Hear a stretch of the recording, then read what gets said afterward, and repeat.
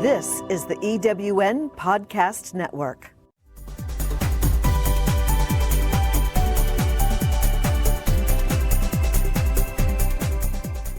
Welcome to Prime Spark, the podcast that brings you conversations that inspire, celebrate, and empower women over 55. The second women's revolution is here, and it is time for us to fuel a spark that will ignite your way forward, illuminate your path, and reflect your gifts in the world. Now, here is your host for Prime Spark, Sarah Hart.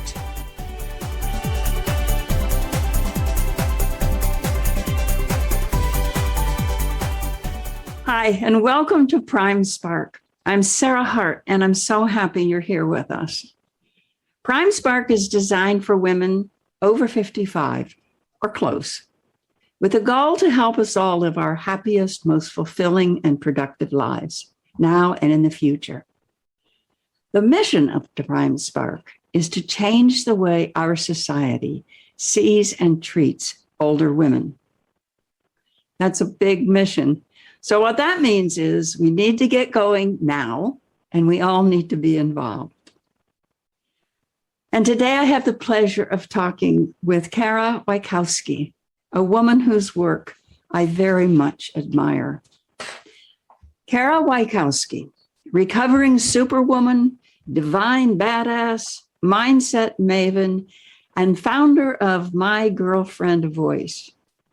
Trained as a scientist, her personal health crisis prompted her to dive into the worlds of neuroscience, biology, psychology, and all things under the brain wellness umbrella. Truly a wounded healer, her gift is to simplify complex theory into practical and digestible strategies that set the foundation for audacious and authentic living. Her community is a safe haven for vulnerable conversations and shedding the superwoman facade.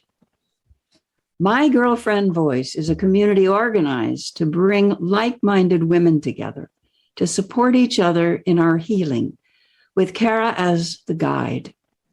The name is inspired by the inner voice that we want to nurture, our girlfriend voice. It is the opposite of your persistently harsh inner critic.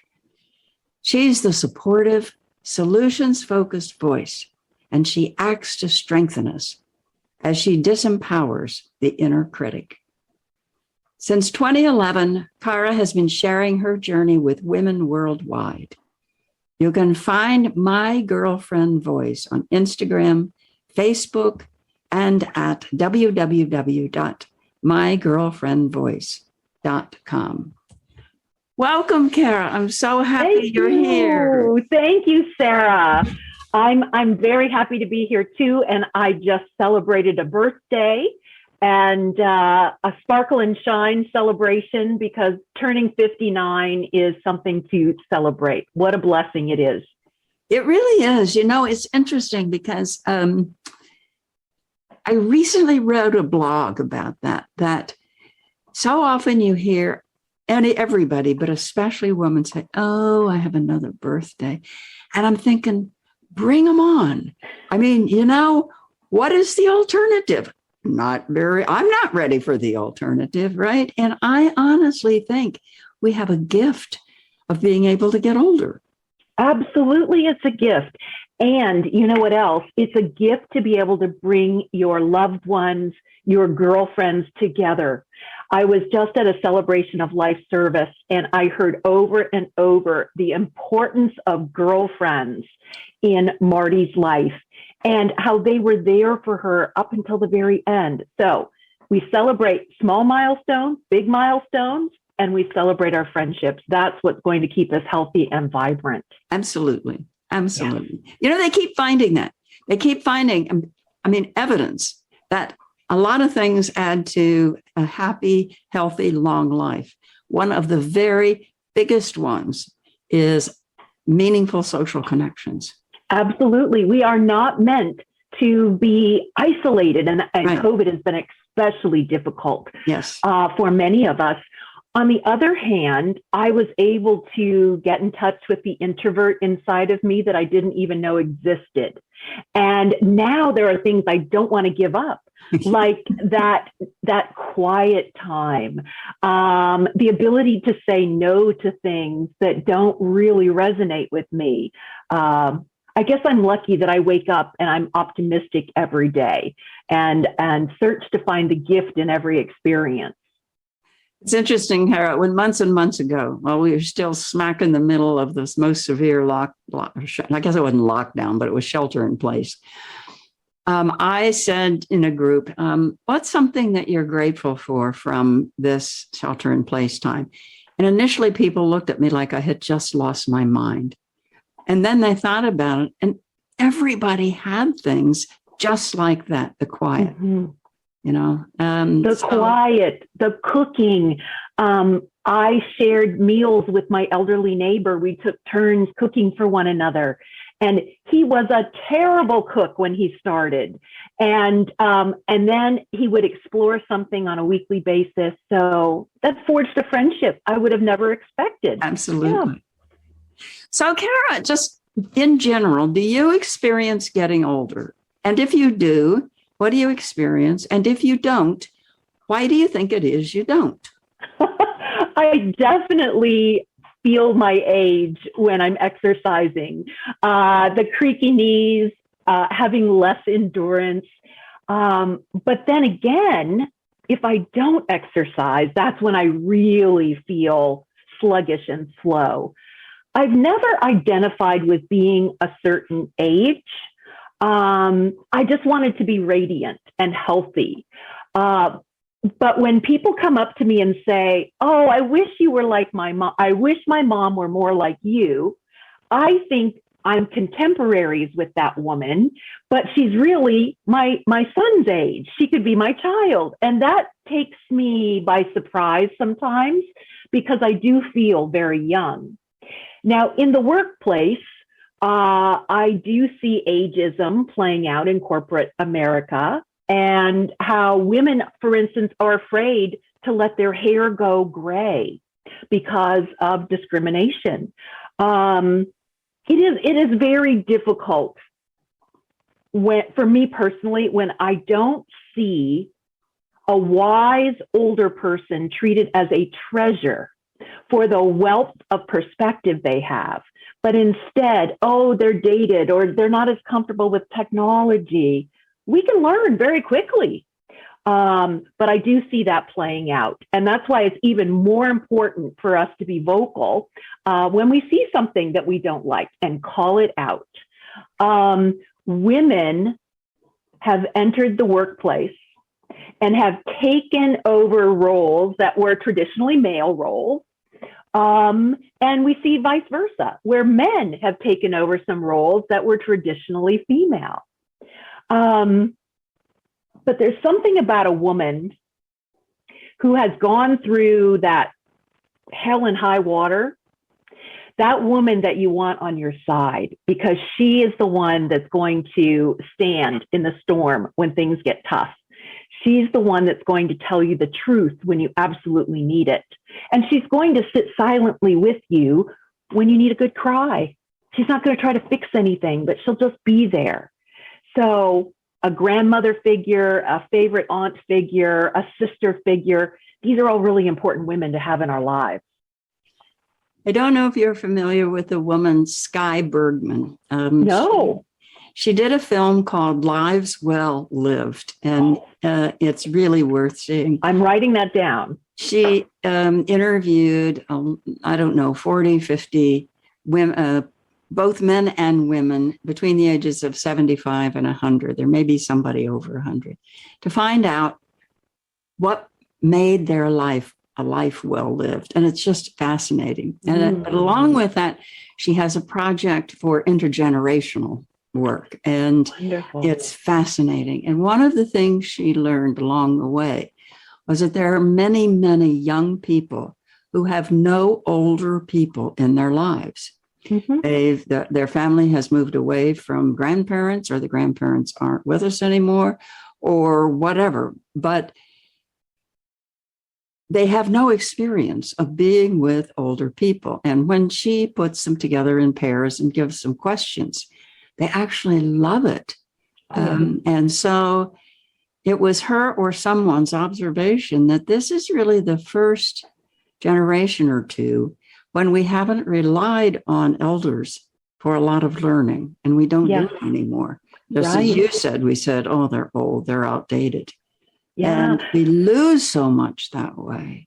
In fact, there's a country, I cannot remember which country in Europe, but they have housing for college students mixed with the elderly in the same facilities so that they can share that intergenerational learning and provide cost of, or affordable living for both generations too.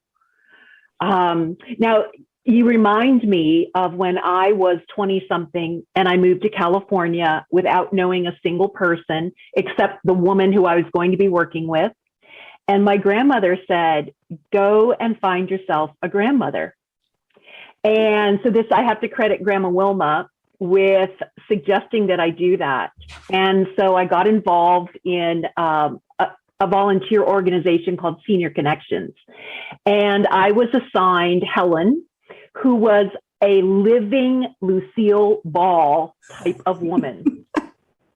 There wasn't a day that went by without her full makeup and jewels. And although physically she had a really tough time and had beat cancer several times, she was still living life at her largest. And it really sparked an interest in me to get to know even more women of age. I think it's exciting, and I think that's a wonderful way to just broaden our horizons. I mean, if we're lucky, we're all going to be older, and so let's find out about it. Let's learn about it. Right. Now, have you noticed in advertising there are few women over 55 in print, but it's becoming better. So anytime I see, for instance, I have an eyeglasses collection, and anytime I see an advertisement that features simply young people, I write to them and I say, hey, where's your over 50 woman in your advertising? Or I'll say that to a clothing company, a jewelry company. But more and more, we're starting to see women of all ages in advertising campaigns and all body types too. Thank goodness. Not enough yet, but it's coming. It's certainly better than it was. And if nothing else, companies are really foolish not to realize this huge demographic, and it's getting bigger every day. And I agree. They're just foolish. We've got a lot of money to spend and a lot of power with our dollars. A lot of us are here. Yes. So, Cara, I've heard you describe yourself as an inner critic specialist. What does that mean? That means that I believe the foundation of our thinking is based on this voice inside of us that is telling me, why did you do that? That sounded stupid. Just be quiet. Be a good girl. Be a nice lady. Don't rock the boat. That's one of the things that my inner critic tells me. And I've named her Nona because she's always telling me, no, not now. So the inner critic was designed as a protective mechanism.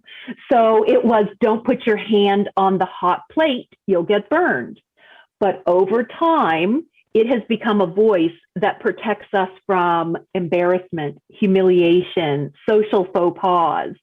And it's keeping us small rather than being supportive and helping us live audaciously. So when I had a personal health crisis, it was a mental health crisis. And I fell into a clinical depression. And I didn't realize how my inner critic had so much power that I believed all of those persistently harsh words I was hearing in my head. I thought it must be true because it repeated over and over. And I saw evidence that those voices were true. But going through that crisis, I was able to identify with this other voice that is present. And she was very quiet and upstaged by all of my other inner critics. Nona is my primary inner critic, but I've got several others too. So this little voice was there, and I felt like it was a girlfriend sitting on my shoulder saying, I've got you, one step at a time. Just do one thing that's good for yourself today. And I thought, wow, that's the girlfriend everybody needs. And I was also too ashamed to admit to my living girlfriends that I was suffering, because I had the facade of I've got it all together. I'm the Martha Stewart power woman. Everything is perfect. But that's what drove me into depression, holding that facade. That's such wonderful work that I think I'm sure that men have their own version of all of this. Mm-hmm. And I believe that women have it more so, because definitely in our society still, we are so rewarded for our looks, our bodies, our hair, our face, and men are, but not nearly to the same extent. So absolutely. In addition to everything else, we've got all of that going. Yeah. And a man can be extremely aggressive. And if a woman is assertive, she can be labeled as aggressive or even something horrible. Right. And men do have an inner critic, but they have a hard time putting a name to it or slowing down enough to listen, has been my experience thus far. The inner critic is never going to go away. So if anyone tells you you can banish it forever, that's not true. It's part of our primal protection system. So what we can do, though, is be in dialogue, and the inner critic has important information. So, for instance, she may be telling me, don't rock the boat, but what that means is make sure that what you say, you speak with power and authority and use your time wisely. So she just doesn't want me to waste my energy or get pushed to the side. So it's all based in fear. The inner critic is based in fear. And anytime you bump up against your comfort zone, she's going to strike back or become even more entrenched in that programming. But once we are in dialogue, then I take back my power and we can coexist. So the more we try to do, the more our inner critic steps in. Absolutely. Yes. Because she wants you to be in the familiar, because that's what the inner critic knows and has control of.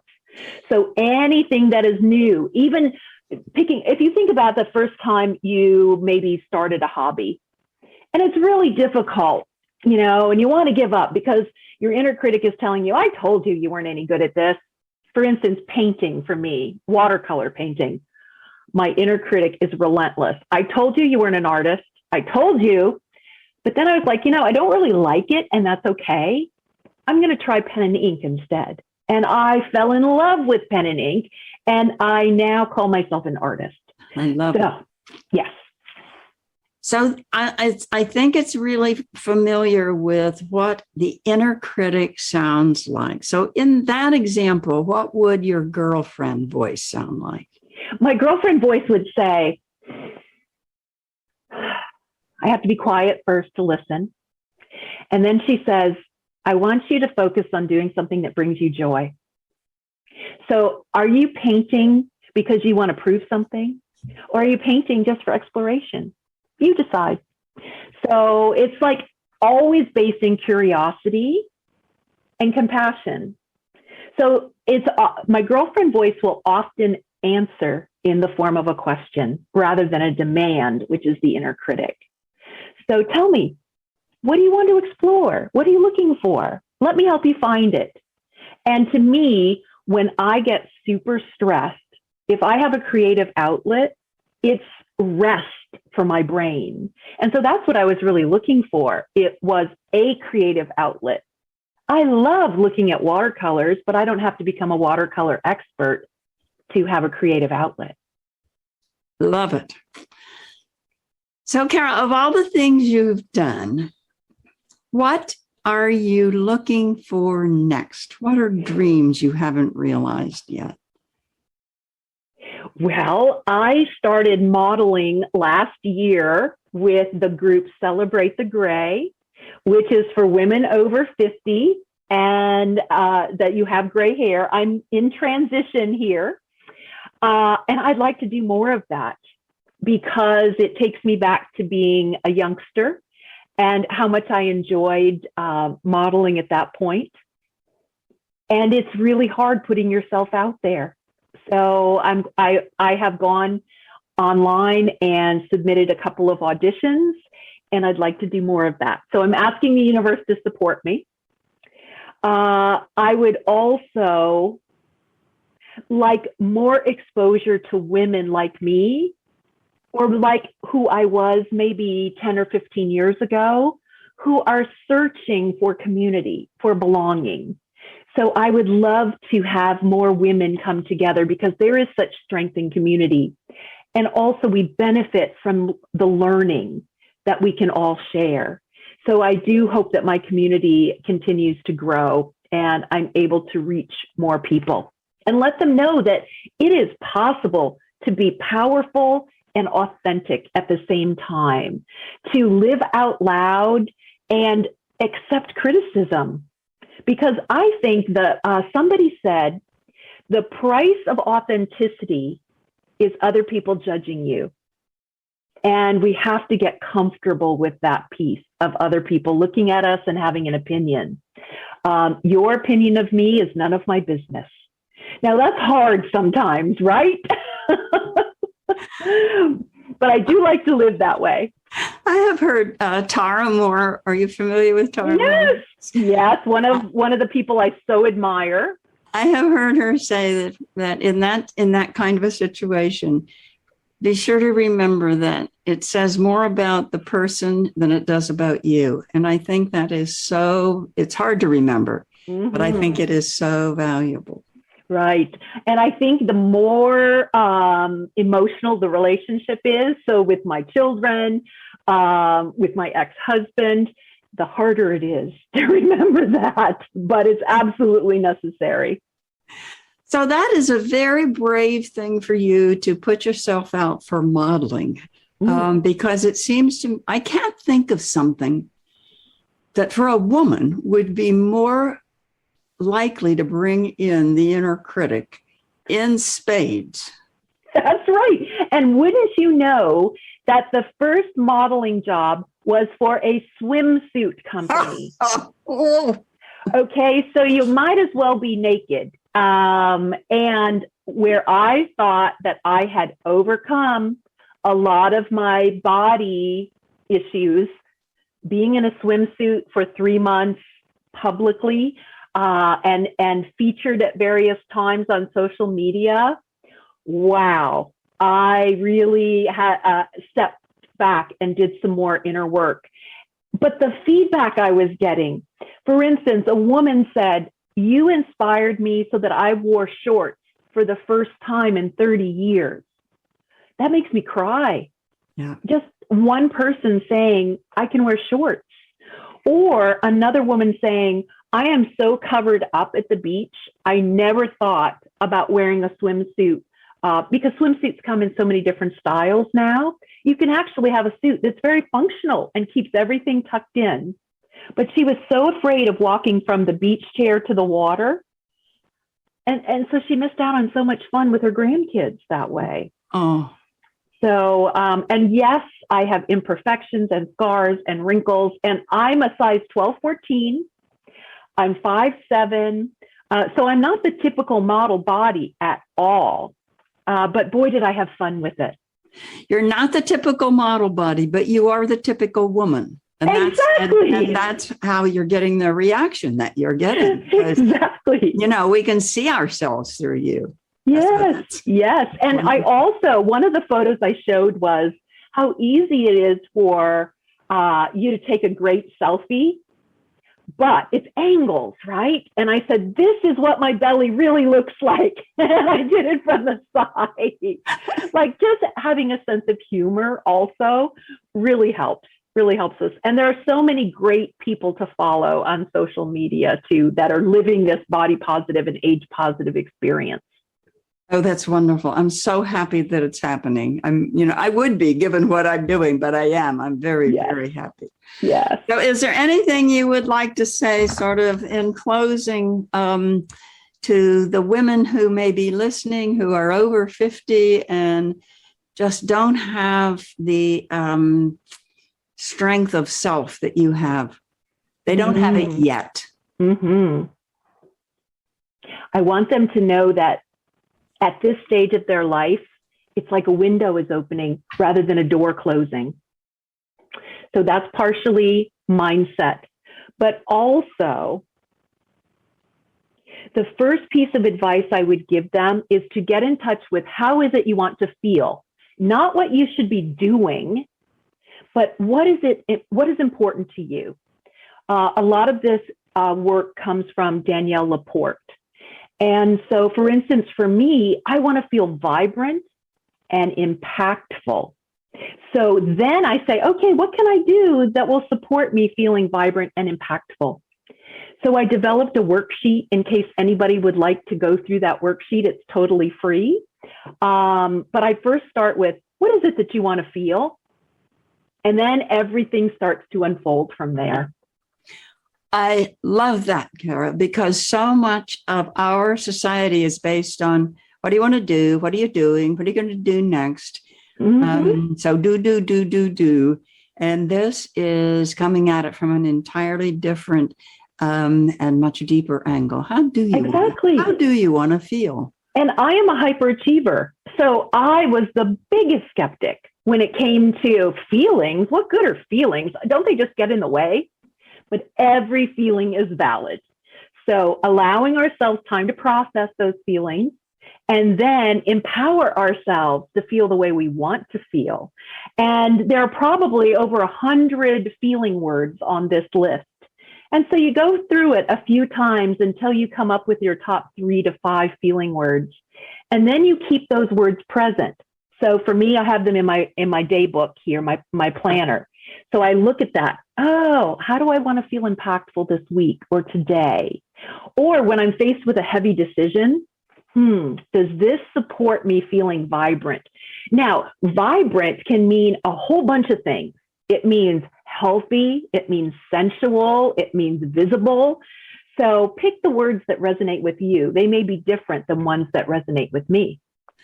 So, Cara, where can people find this list and where can they find you if they want to find you? Sure thing. So the best thing to do is if you go to mygirlfriendvoice.com/connect and sign up to stay in touch, you'll automatically receive the Feel Before Doing worksheet.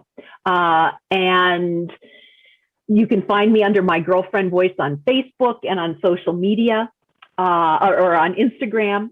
I also have a group that's just women called the Girlfriend Gathering. And because it's a private group, we get into more vulnerable conversations because there's that safety of having just women present and that the conversations don't go elsewhere. So I would love to stay in touch with anyone who's interested. Thank you. That is wonderful. So that's our time for today. This has been so much fun. Please join us again. You can find our Prime Spark podcast on every popular outlet. Find out more about Prime Spark at www.primesparkwomen.com. Thank you so much to my guest, Cara Wykowski. And don't forget, you can find her at mygirlfriendvoice.com. Thank you, Sarah. You're welcome. And may I just congratulate you on this mission and how important it is that we be seen and heard over 55. Oh, thank you, Cara. That's touching to me. Thank you. So thank you all for being with us. Take care. Spread tolerance and love. Bye-bye.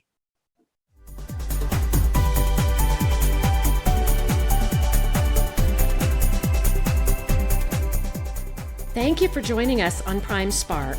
With each episode, Sarah Hart brings you conversations that inspire, celebrate, and empower women over 55. If you would like to listen to or download other episodes about remarkable, experienced women, go to ewnpodcastnetwork.com. This podcast is also available at Spotify, Apple Podcast, and most other major podcast sites. The second women's revolution is here, and we hope that you use the insights you've gained here to fuel the spark that will ignite your way forward, illuminate your path, and reflect your gifts in the world.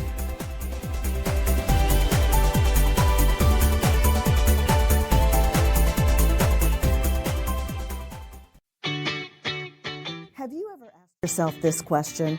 Why is it so hard to make a buck? I know I have. Hi, I'm Sandra Yancey, founder and CEO of eWomen Network. What I have discovered after going from the brink of bankruptcy to running a multi-million-dollar award-winning business is this. You can't build $1 million dream hanging around minimum wage mindsets. My mission is 1 million women entrepreneurs generating $1 million in annual revenue. So here's what I've done. I've created the mother of all entrepreneur success programs that you can access online on your time. It's called Monetize Me Now.